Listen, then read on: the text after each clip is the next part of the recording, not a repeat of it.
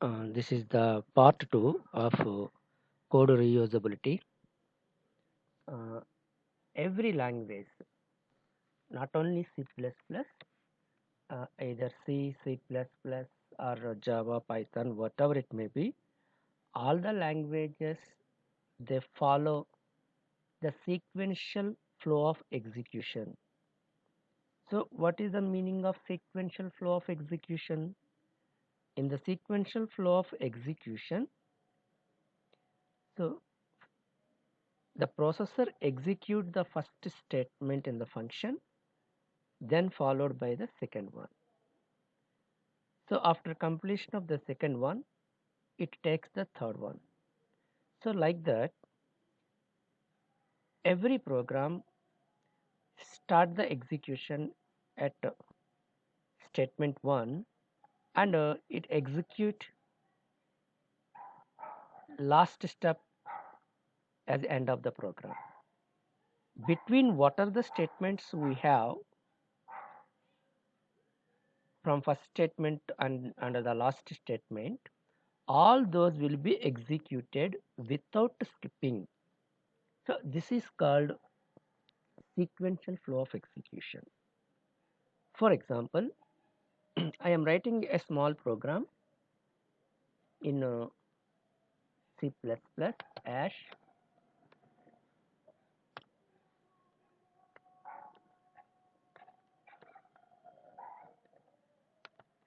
include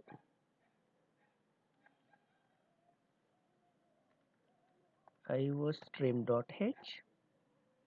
So this is called the header file. All input output, okay, streams, okay, that is all the input output operation functions are available in that in this iostream.h header file. So in C language we are using stdio.h like that. In C++, so all the input output operations are available in iostream.h. Okay, that is the one kind of header file. So then I am writing the main function int main. So here int main means the int means integer data type. So the main function return an integer value to the operating system. Okay, na? So actually in C language, just we are writing main function. So we are not informed any successful or unsuccessful termination to the operating system. But in C++, so after completion of your program, you have to inform to the operating system. Okay, so by giving a integer value, so that I am using int main. It is compulsory. So some others write void main. The void main is also correct. The void means we are not returning anything, nothing to return. So that means you can write either int main or void main. Then I am writing a small program cout. Cout is a output operation like a printf statement in C language. Cout. So my name is okay mnr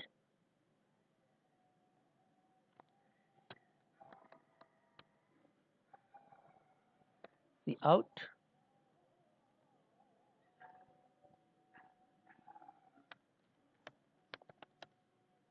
working as associate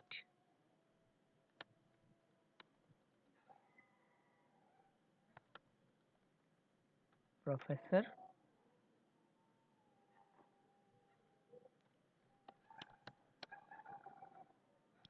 cout department of CSC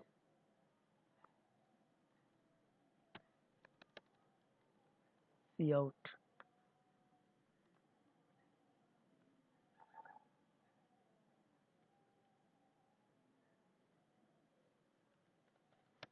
BVC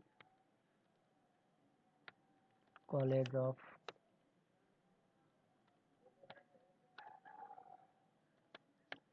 Engineering.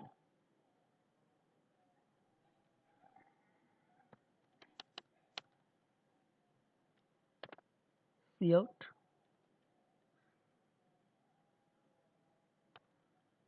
Palachella 533102.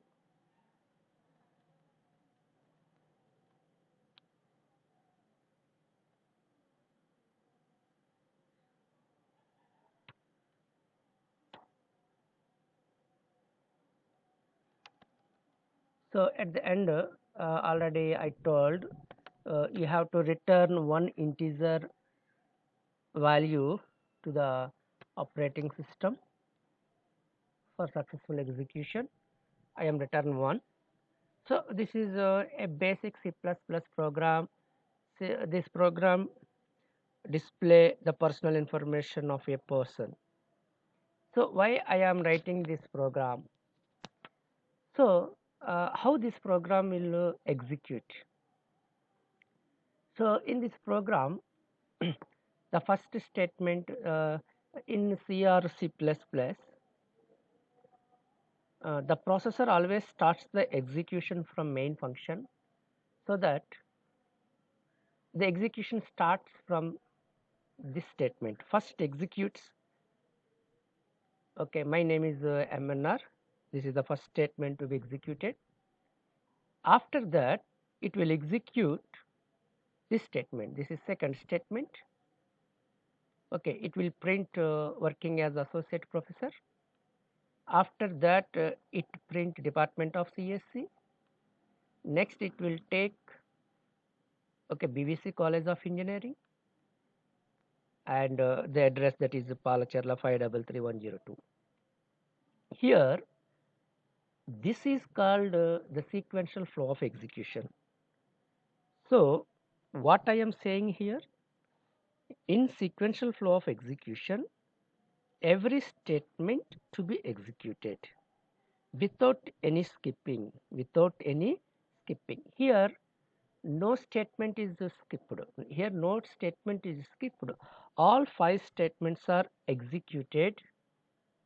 Okay, according to that program, it will give the answer. Okay, so this is about the sequential flow of execution. By default, every language, it follows the sequential flow of execution. So actually, they don't want to skip any statement. They will execute all statements in the program. For example, you have a 10 lines of code, or 20 lines of code, or 40 lines of code, whatever it may be. All statements will be executed in sequential execution of the program. But in some situations, this approach may not be suitable to solve some problems. Okay, so what situation? That situation is if your program have multiple solutions. If you have multiple solutions, for example, you see this program. So every person, okay, he or she having only one name, one designation. He or she will work in one department only. Okay, they are belongs to one college or one particular address. Here, the personal identification of any person is okay, not the multiple or uh, many solutions, not many addresses. Okay, so I have only one professional address and one personal address only. The professional address is always one, and the personal address is also one. Okay, so such kind of problems. So for example, you want to add two numbers. You want to add 5 and 10. It always 15. The a plus b value always lead to one value, always evaluates to one value, not evaluates to two or more solutions. The a plus b always one value. So such kind of operations can be solved using sequential execution. But if we have a multiple solutions, you have a alternative solutions. So for example, you tossed a coin. When you tossed a coin, the output may be either head or tail. So here in this program or in this problem, you have the possible outputs are two outputs. The possible outputs are two outputs. One is head, another one is tail.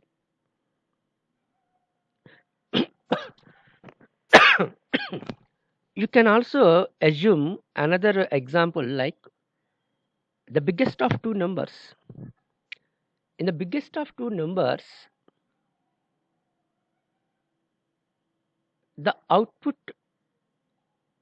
A may be big or B may be big. Not both A and B always big. Either A is big or B is big. So in this problem also we have two possible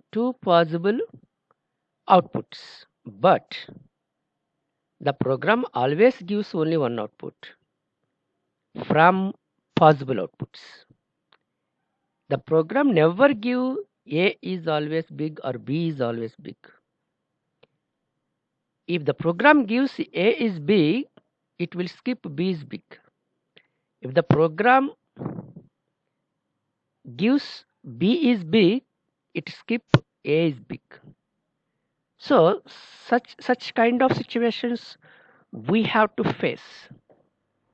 So what is the problem I explained here? I explained in some problems may have n possible solutions. If your problem having n possible solutions, you cannot be solve such kind of problems using sequential execution. In the sequential execution, the procedure is it execute all possible outputs, but we have n possible outputs, but the program always executes only one possible output, only one output among n possible outputs. Such kind of situations we have to answer. So such kind of situations can be faced by using the control statements or a control structures. So every programming language from COBOL to Python or Fortran to Python, all programming languages, they have their own control structures. They have their own control statements. So our topic is control structures. So what is topic? What is the topic is today's topic is reusability. The reusability means we have to use the same piece of code several times. We have to use the same piece of code several times. So that is repeatedly we want to execute same statements. Repeatedly we have to use the same statements. such kind of situations can be handled using control structures. Can be used in control structures. Okay, this is the control structures. So how much long? How much long those instructions can be repeated? Okay, this is very important question. You are repeatedly using the same piece of code. Okay, how many times we use that repetition? So until certain condition is reached, until certain condition is reached, you see here, until certain condition is reached. For example, you are using a ballpoint pen. So you are writing every day using that ballpoint pen until certain condition is met. What is that certain condition? We replace the refill. We replace the refill. Okay, na? After that refill is empty. So what is your condition? Until the refill is empty, okay, you can write. If the refill is empty, either you throw it to dustbin or you refill. The new refill will be placed. So this is called reusability. Every reusability component should reach the some condition. I am saying one more reusability example. You are using a book. So today you are filled some pages. The tomorrow again you filled some pages. So how much long that book you are using? Okay, until the last page we have to reach. So we reach to last page, there are no more pages in that book, then we purchase new book. Until that we are repeatedly using that book, that notebook. That is called the reusability of any object or any product or any software component. Here, how to handle control structures. Okay, so it is very simple. It is very simple. Here, for handling the reusability, okay, we are using one word called loops. What is that word? Loops. So what is a loop? A loop is nothing but one or more statements execute repeatedly. One or more statements executes repeatedly. That is called a loop. So in this loop, what are the basic components we have? In these loops, what are the basic components we have? For example, you want to do any work repeatedly for 10 times or 5 times or for n times. So initially you start with some counter. What is that? Initially you start with counter.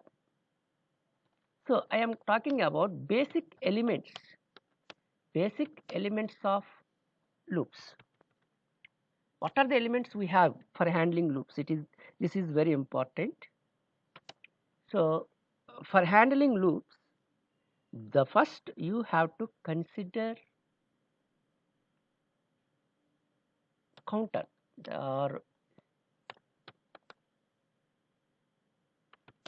initial value of loop. Initial value of loop. This is called okay. Sometimes we are called as counter. So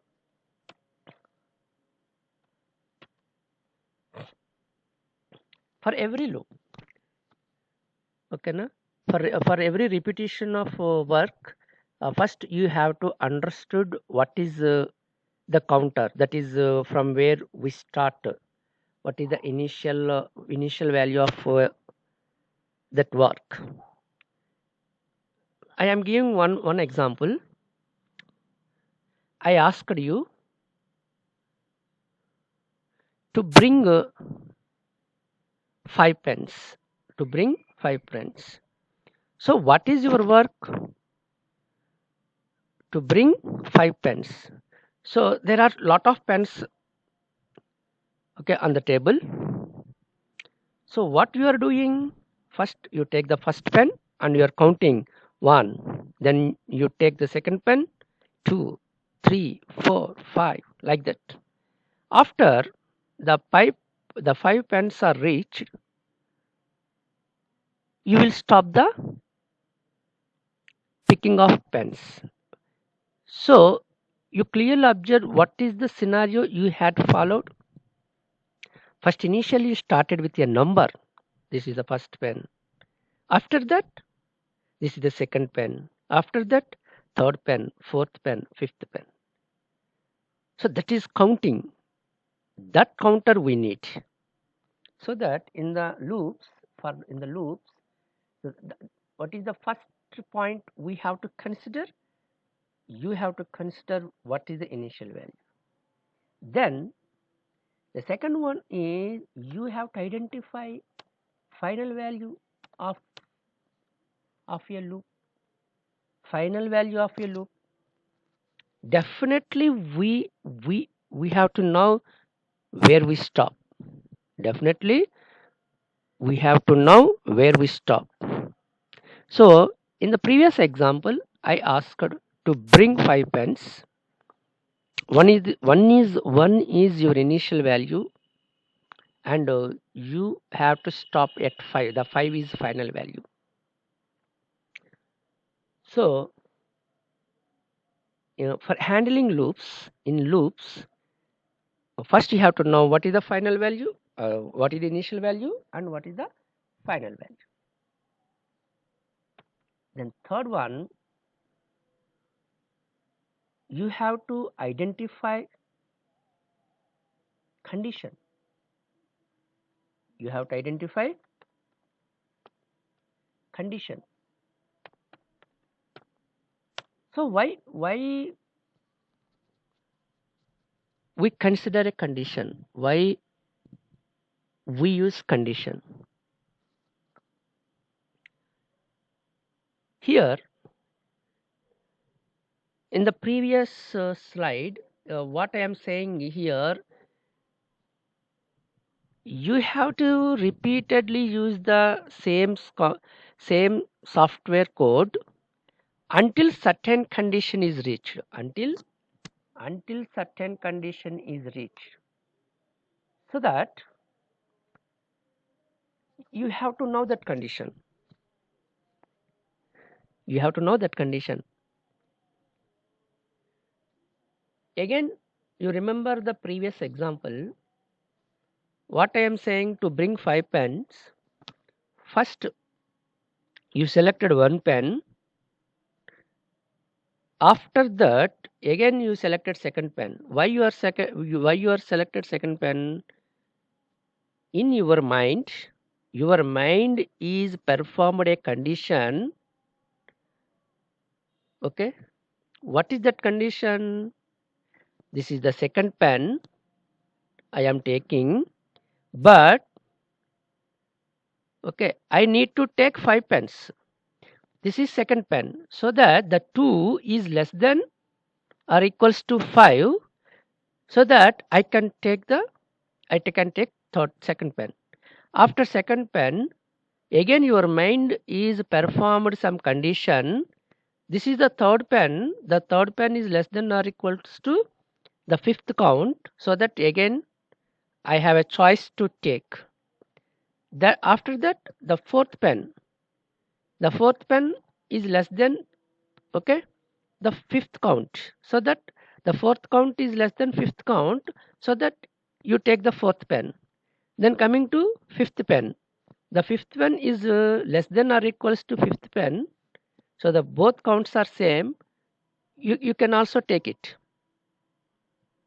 When you attempting for sixth pen, your mind is giving suggestions to you. 5 pens are over. You are taking sixth pen. The count 6 is not less than 5. The count 6 is not less than 5, so that to exit, to stop your process. So that is called certain condition. You have to identify that condition. Naturally in uh, loops, uh, naturally the maximum, not I am not sure about that, but maximum 90% of conditions are related. Okay, they related. Okay, in initial value with final value. Here the condition in maximum 90% of problems, the condition is always related initial value with final value. Okay, I will explain again. The fourth one, the fourth one, what is the task to be performed in each iteration? This is very important. What is the task to be performed in each iteration? So here what I am saying, you are using loops. Why you are using loops? Repeatedly you have to done the same job. Repeatedly you have to done the same job. Here, what is the fourth element you have to consider? So what is the task to be performed in each iteration? In every iteration, what I am doing, that is called the task. That is the body of the loop. Okay, that is task. Okay, and finally fifth one, you have to update. You have to update the counter. This is very important. You have to update the counter. Here,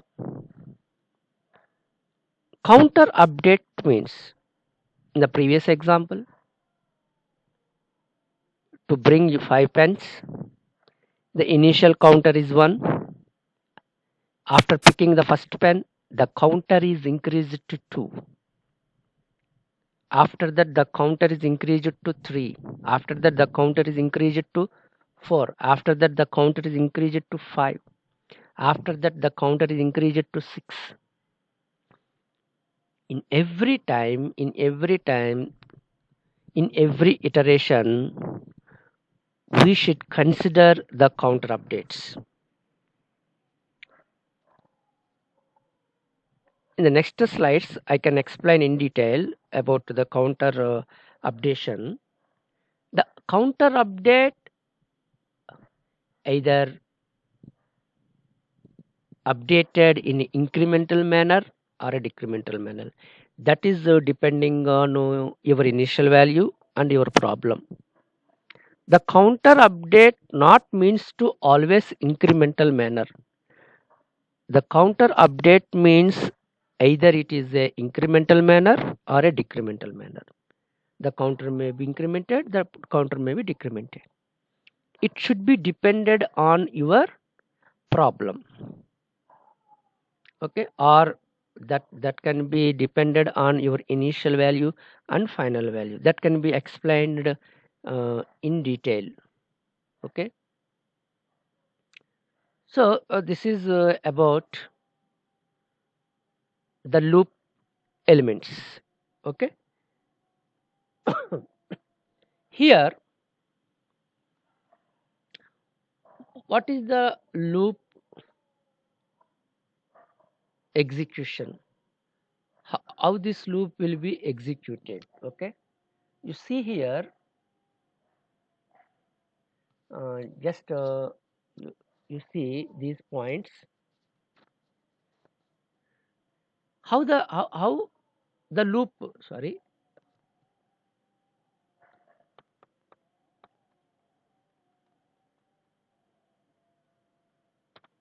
how the loop will work. Okay, so first you have to take the initial value. It is executed only once, so we always take the initial value only once. Okay, then you have to perform the test condition. You check the condition for okay, if the test condition is evaluated to false, the loop is terminated. If the test expression is evaluated to true, okay, the loop enter into the body for executing the statements and update the counter value. Again it will perform test expression. Okay, again it is true, again it follows the body of the loop. So this process goes until the test expression is false. When the test expression is false, the loop will terminate it. The loop will terminate it. Here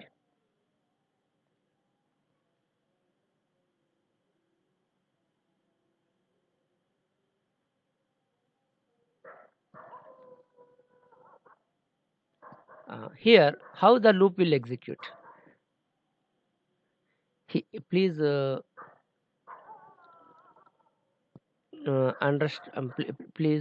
listen carefully. First, in the loop, in loop handling, any loop handling, first you have to initialization of a counter. You have to take okay na, the counter value, initial counter value. After that you have to perform test condition. After that you have to perform test condition. So the test condition means you compare the initial value with the final value. Okay, initial value with the final value. So if the initial value, if what is the test condition you have performed, if it is true, the body of the loop will execute. So again I am telling what is the body of the loop. The body of the loop contains what is the task you have to perform and the updation of counter. So here, after the body of the loop is executed in the first iteration, this is the first iteration. After the completion of that iteration, again it perform the test condition. So you see, please clearly you see, the initialization of a counter is executed only one time. The initialization of a counter is executed only one time. but the perform test condition, every time it will execute, every time it will decide whether you have eligible for allow into body of the loop. Okay, so again I perform the test condition, again it is true. You see the green line, you see the green line. This is second time I entered, second time I entered. So again the body of the loop is executed second time, again I executed body of the loop second time. Again I perform the test condition whether I met the condition or not. Yes, again it is true. This is called the purple color. Third time the condition is true. Third time, the first time the red color, it is true. So that I enter into the loop. After that, I perform test condition. Again the test condition is true. That indicates the green line. After that, again I perform the test condition. Now it is a purple color. That third time also condition is true. So here the third time also the body of the loop is executed. Okay. So now the condition is false. That is the fourth time. This is the fourth time. The fourth time the condition is false. Exit from the loop.